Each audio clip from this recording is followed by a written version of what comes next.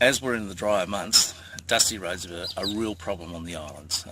Those people fortunate enough to live on the sealed roads can count themselves fortunate, because there are literally hundreds of roads yet to seal.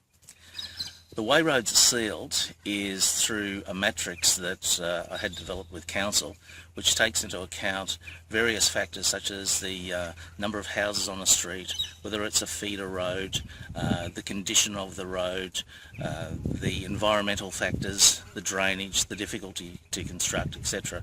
And each of these items are measured with a point system, and we end up with a matrix from 0, and 0 basically means your road may never be sealed, right up to the low 20s, and the higher the numbers are, they're the next roads to be sealed. We've started off from around 23 and we're progressing down further, and we're down to around about 20 now, so we're making some inroads.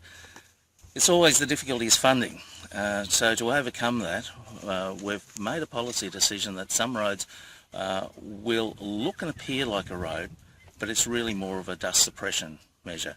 What we do is we form the road up and we give it a 2-spray bitumen seal. It is not a road that's going to last 20 years or 50 years. It's probably a road which has got a great deal higher failure rate, which might need to be patched, and might only have a lifespan of 10 years. The idea, we won't be doing the drainage either side or planting grass, but the idea is this is a much cheaper way to get selected roads sealed a lot more quickly for less cost, so we can do more of those roads. So you'll see a few of those roads popping up which haven't been advertised before on the council's budget. It's because we're trying to do some cost savings, and eventually when we get all the roads sealed or dust suppressed, then we can go back and improve them. I'd like to put a stop to a myth that a councillor decides the roads that are to be done.